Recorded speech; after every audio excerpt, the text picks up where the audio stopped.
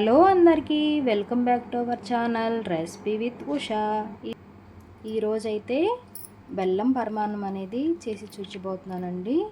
తొలి ధాన్యంతో పాలు అనేది విరక్కోకుండా బెల్లం పరమాన్నం అనేది సింపుల్గా చూపిస్తాను.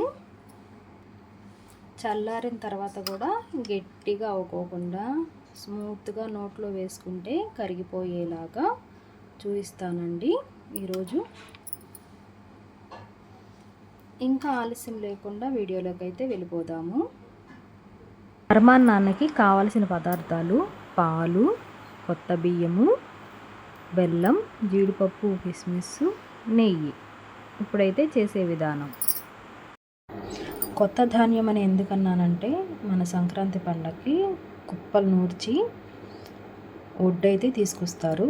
ఆ ఒడ్డుతో రోట్లో వేసి దంచిన బియ్యం అన్నమాట ఇవి. వీటితో ఈరోజైతే పరమాన్నం అనేది చేసుకుందాము. ఇప్పుడు ఈ బియ్యాన్ని అయితే శుభ్రంగా ఒక గిన్నెలో వేసుకొని వాష్ చేసుకుందాము. 2-3 సార్లు అయితే వాష్ చేసుకొని పక్కన పెట్టేసుకుందాము ఈ బియ్యాన్ని. ముందుగా అయితే స్టవ్ వెలిగించుకుని ఒక కడాయి అయితే పెట్టుకోవాలి.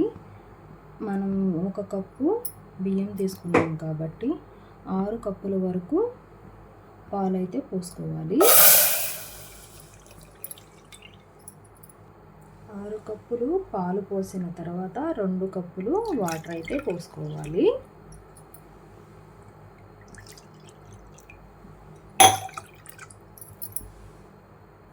ఇవి మీగడ తీయకోకుండా ఉన్న పాలు అన్నమాట. పాలు అనేవి మరిగిపోయినాయి చూడండి, మీగడ కూడా కట్టేసింది. ఇప్పుడైతే ఇందులోకి మనమైతే బియ్యం అయితే వేసుకుందాము.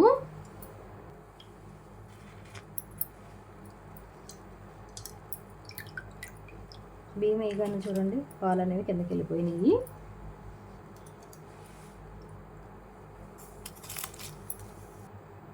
ఒక్కసారి గిన్నెతో అయితే కలుపుకున్నాము.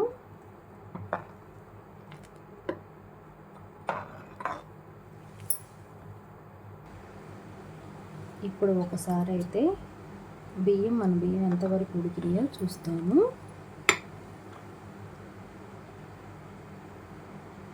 బియ్యం అయితే ఉడికిపోయినాయి. ఇప్పుడైతే ఇందులోకి బెల్లం అయితే వేసుకుందాము. 1/2 కప్పు బెల్లాన్ని అయితే ఇలా తరుగుని వేసుకుందాము. స్వీట్ తినేవాళ్ళు 3/4 కప్పు అయితే వేసుకోండి. ఎందుకంటే ఇవి కొత్త బియ్యం కాబట్టి స్వీట్ ఎక్కువ ఉంటుంది. అందుకని 1/2 కప్పు వేసుకుంటున్నాను బెల్లం వేసుకొని ఇలా ఒకసారి అయితే కలుపుకోవాలి.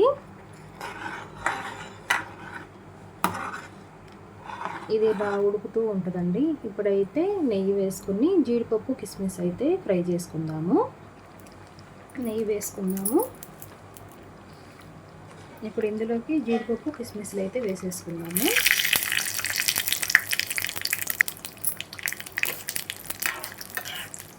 కిస్మిస్ అనేది పొంగితే సరిపోతుందండి. చూడండి కిస్మిస్ అయితే ఇలా పొంగింది. ఇప్పుడైతే స్టవ్ ఆఫ్ చేసుకుందాము.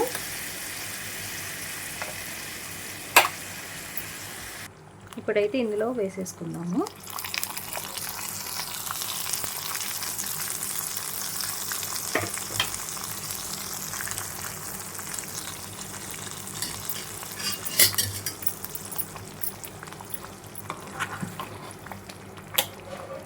వేసుకొని ఇలా ఒకసారి అయితే కలుపుకుందాము.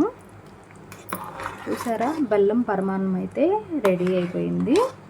పాలు అనేది విరక్కోకుండా ఇలా వండంగా స్టవ్ ఆఫ్ చేసుకుంటే పరమాన్నం అనేది గట్టిపడకుండా ఉంటుందండి. ఈ పరమాన్నాన్ని మీరు కూడా ఒకసారి ఇలా ట్రై చేయండి. నా వీడియో నచ్చితే లైక్ చేయండి, సబ్స్క్రైబ్ చేయండి, మీ ఫ్యామిలీ మెంబర్స్కి షేర్ చేయండి.